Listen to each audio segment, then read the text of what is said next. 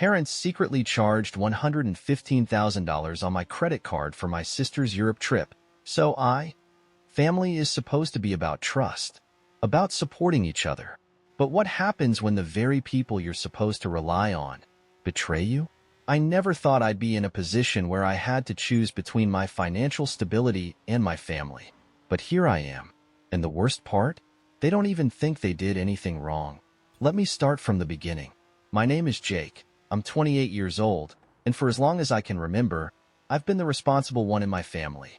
I worked hard in school, got a scholarship for college, landed a stable career in finance right after graduating, and since the age of 22, I've been financially independent. I'm proud of that. But my family? They never really saw it that way. Growing up, there was always a favorite. And it wasn't me. My younger sister, Emily, was the golden child. The princess. The one who never had to lift a finger. While I was working part-time jobs in high school to save up for a car, she was getting a brand new one for her 16th birthday.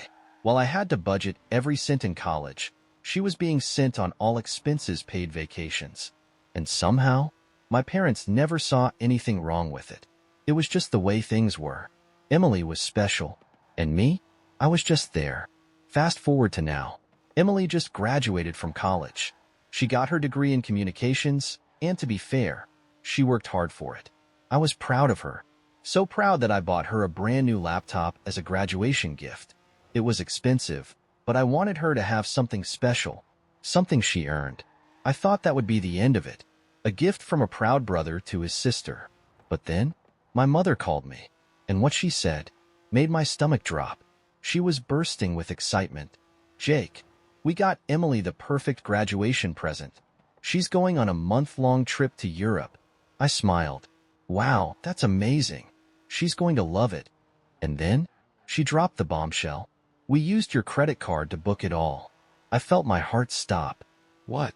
My mom laughed, as if this was the most natural thing in the world. "Oh, don't worry. We needed the points from your card to upgrade some of the flights and hotels. We'll pay you back, obviously." I was speechless, because this wasn't just a small charge. It wasn't like they borrowed $20 for gas. When I finally found my voice, I asked, "How much did you spend?" And her answer felt like a gut punch. $115,000. I thought I misheard her. There was no way she just said $115,000. But she had. $115,000. "Mom, that's insane. That's illegal." She scoffed. "Oh, don't be so dramatic. It's Emily's big moment. Family looks out for each other." I was shaking.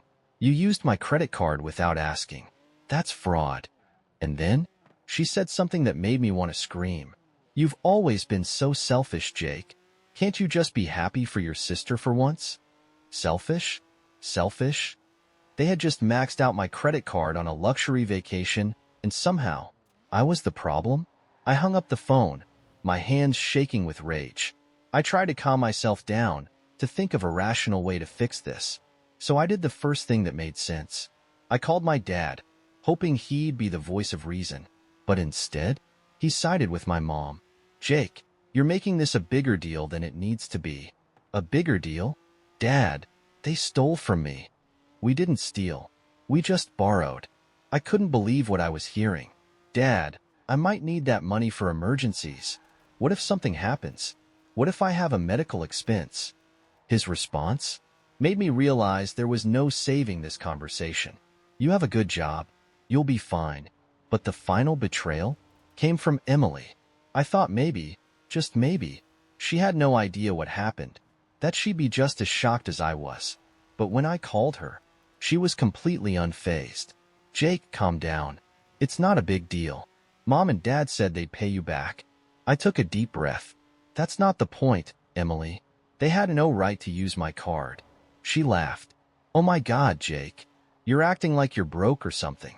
You make plenty of money. Why are you being so dramatic?" And in that moment, I realized something painful. She didn't just think what they did was okay. She thought I owed it to her. She thought it was normal. And that was when my anger turned to something else. Something colder. Because if they thought I was just going to roll over and accept this, they were dead wrong. This wasn't just about money anymore. This was about respect, and I was about to teach them a lesson they'd never forget. I sat in silence for a long time after that call, not because I didn't know what to do, but because I was too angry to think straight. My own family had stolen $115,000 from me, and somehow they thought I was the selfish one. They expected me to just let it slide, to shrug it off like it was nothing, like I wasn't the one stuck with a six-figure debt I never agreed to. But what they didn't realize was that they had just declared war, and I was about to strike back. I grabbed my wallet, pulled out my credit card, and called the bank. A robotic voice greeted me. "Welcome to First National Banking. How can we assist you today?" I pressed 0 to get a real person. Within minutes, I was connected to a fraud specialist. "How can I help you today?" I took a deep breath. "I need to report unauthorized charges on my credit card." The woman on the line perked up. "Of course. Can you tell me the amount?" $115,000. There was a long pause. Then, she whistled. "That's a lot. And you're sure these weren't made by you?" I clenched my jaw.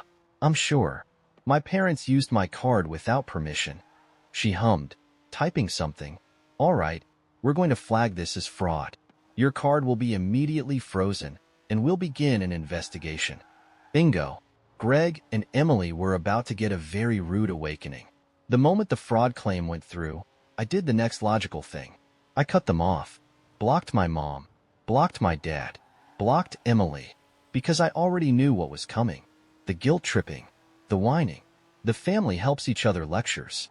I didn't care. Because they had never helped me. They had never sacrificed for me.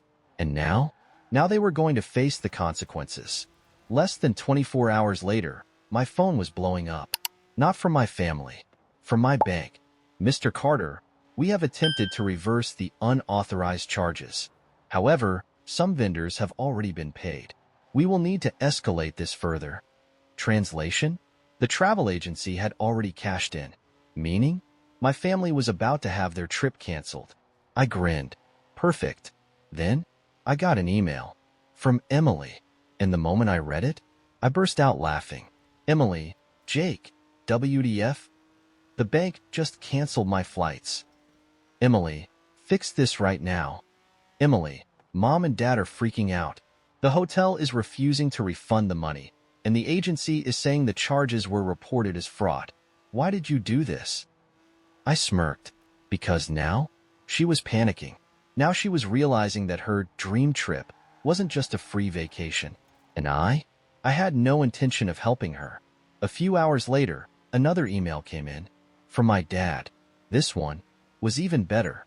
"Dad, Jake, you need to call the bank and tell them this was a misunderstanding. We're family. This is embarrassing. Dad, your mother and I were counting on those points.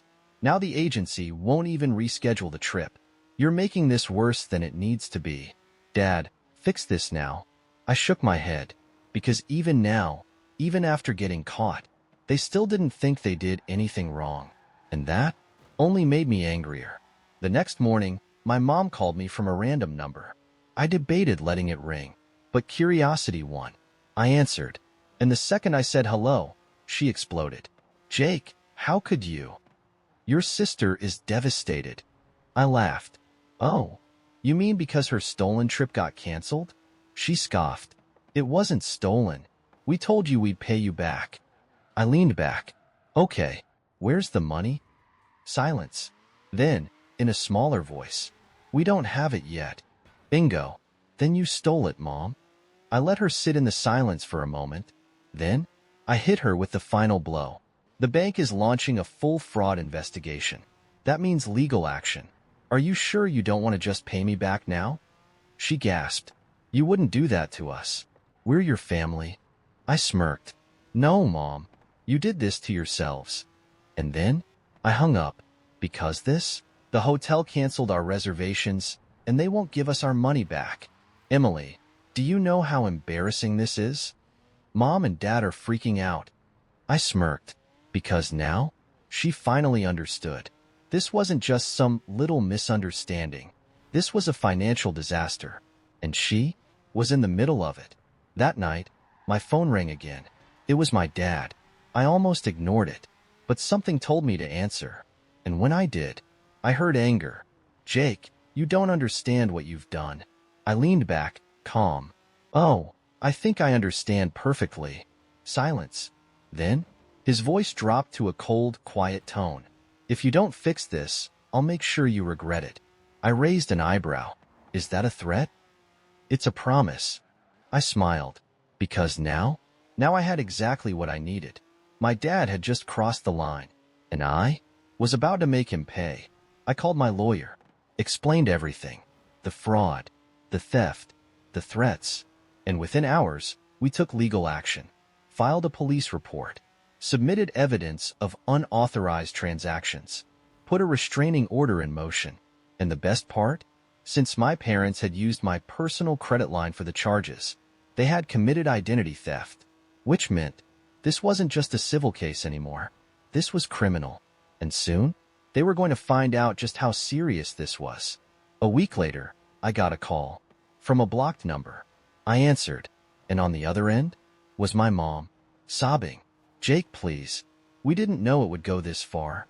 I stayed silent, letting her feel the weight of what she had done. "We can fix this. Just drop the charges, and we'll figure something out." I smiled, because now she finally understood. This wasn't her decision anymore. It was mine, and I wasn't feeling generous. "Mom, you made your choice." "Jake, please, we're family." I exhaled slowly. "No, we're not." And then I hung up, because as far as I was concerned, they were dead to me. Days passed, then weeks, and my parents were silent. No more calls, no more texts, no more pathetic excuses, because they had finally figured it out. They weren't just losing the money, they were losing me, and that was the one thing they couldn't afford. But now, it was too late, because I had already moved on, and they were stuck in the mess they created. For the first time, they were paying the price, and that was the best revenge of all. But there was one last surprise, one last twist, because soon, my parents were going to hit rock bottom, and I was going to watch, with a front row seat. I thought my parents had finally learned their lesson, that after I cut them off, after the bank reversed the charges, after I filed legal action, they would finally accept defeat. But some people, they don't know when to quit, and my parents were about to dig their own grave. A few days after my last phone call with my mom, my lawyer sent me an update. "Your fraud case is moving forward. The bank is officially treating this as identity theft." Translation? My parents were now under criminal investigation. I sat back, processing that, because while I had always planned on making them pay for what they did, I never actually thought it would come to this. But now it was out of my hands, and soon, they were going to find out just how serious this was. 3 days later, I got a new email. From Emily. The subject line? "I hope you're happy." I sighed, debating whether to ignore it. But curiosity won, so I opened it, and what I read made me grin. "Emily, I can't believe you would do this to Mom and Dad. You actually called the police on them?" "Emily, they're in so much trouble now. The fraud case is going to court, and if you don't fix this, they could go to jail." "Emily, you're literally ruining our family. I hope you're proud of yourself." I leaned back, because for the first time, she was actually scared. And now, she knew I wasn't messing around. That night, I got another call from my dad. I let it go to voicemail, and when I listened to it, I heard something I never thought I'd hear. "Jake, listen. We need to talk." His voice was different. Not angry, not threatening, just defeated. "We made a mistake. I know that now, but you need to drop this. You need to fix this before it's too late."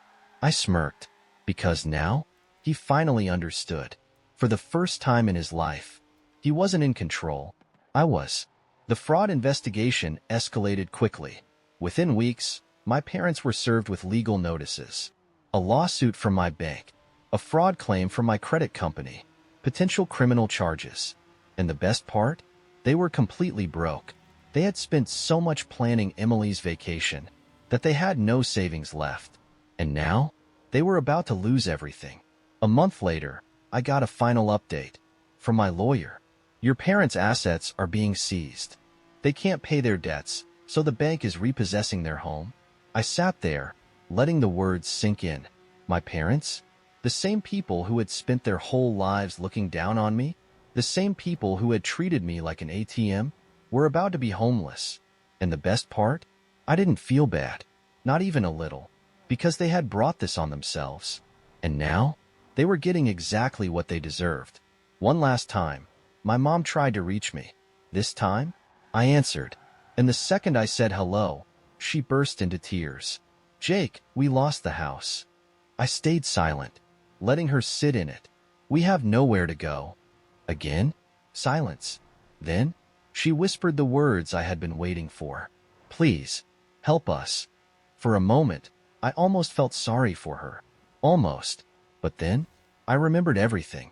The way they stole from me. The way they blamed me. The way they acted like I was the villain. And suddenly, I felt nothing.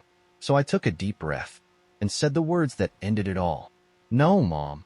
You made your choice. And then, I hung up. For the last time. Because as far as I was concerned, they were dead to me. But before I closed this chapter for good, I had one last thing to do. One final act of revenge. One last way to prove to them that they had never, ever stood a chance against me. And after this, they would never dare come near me again. I could have ended it right there. I had already won. My money was safe. My credit score was intact. My parents were losing everything. But something in me wasn't satisfied yet. Because after everything they had done, after they lied, stole, manipulated, and blamed me, they still thought they were the victims. And that didn't sit right with me. So I decided to make sure they felt real consequences. Consequences they'd never forget. My parents always acted like they were untouchable. Like no matter what happened, they would always land on their feet. But this time, I made sure they never did. First, I dug into my dad's job. He worked as a financial consultant, which meant if there was even a hint of fraud tied to his name, he was done. So I called his company's ethics hotline, and I told them everything. The fraud, the identity theft, the pending lawsuit. Less than a week later, he was fired. No pension, no benefits, no chance of getting hired anywhere else in finance. Because after that kind of termination, his career was over. Next, I went after my mom's social circle. She was obsessed with appearances. She lived for her book club, charity events, and neighborhood brunches. She loved bragging about how amazing her family was. So I made sure everyone knew the truth. I started small. A few anonymous emails to her closest friends. I sent them screenshots of her texts, where she called me selfish for not letting her steal my money. I included receipts of the fraudulent charges, and I let the gossip spread. Within days, she was blacklisted from every event. Her friends stopped inviting her out. Even her closest confidants refused to return her calls. She went from being the queen of the neighborhood to being completely alone. And that was the best punishment she could have ever received. With no money, no house, and no friends, my parents had only one option left: to rely on Emily. And that was when things got really interesting. Because, as it turned out, Emily wasn't as loyal to them as they thought. One night, I got a text from her. I rolled my eyes, expecting more guilt tripping. But instead, I saw something that made me laugh. Emily, so, Mom and Dad are staying with me now. It's a nightmare. You were right. I smirked. Because of course it was a nightmare. My parents had never worked a real job in their lives. They had no idea how to cook, clean, or pay bills. And Emily had no idea how to handle them. Emily, they keep asking me for money. They don't want to get jobs. They just sit around all day complaining about how unfair life is. I chuckled, because now, she was finally seeing what I had seen for years. Emily, I think I made a mistake. Oh, really? She made a mistake? I decided to have a little fun. Me, oh, don't worry. Family helps each other, right? Emily, Jake, please. I don't know what to do. Me, figure it out. And then, I blocked her number, because I was done cleaning up their messes. It took about 2 months for Emily to finally snap. She called me from a random number. I didn't pick up. Then I got a text. Emily, I kicked them out. I raised an eyebrow. Now this was interesting. Turns out, my parents tried to pull the same stunt on her, using her credit cards, guilt-tripping her, making her life a living hell. Until finally, she couldn't take it anymore, and she threw them out. Now, they were completely homeless. No money, no job, no way back. And me? I didn't feel bad at all, because they had spent their entire lives treating me like an ATM. And now, they had to face the real world, for the first time ever. A few weeks later, I heard from a mutual acquaintance that my parents were living in a motel, barely scraping by, still hoping for a miracle, still blaming me for everything. But me? I had moved on. I had my money back. I had my life back. And they were nothing but a bad memory. For the first time, I was truly, finally free. And that was the best revenge of all. Months passed. Then one day, I got a blocked call. I debated ignoring it, but something told me to pick up. I answered, and on the other end was my dad. His voice was small. "Jake, we need help." I closed my eyes, took a deep breath, and then I said the words that ended it all. "I don't know you." And then I hung up, for the last time, because as far as I was concerned, they were dead to me, and I was finally, truly free.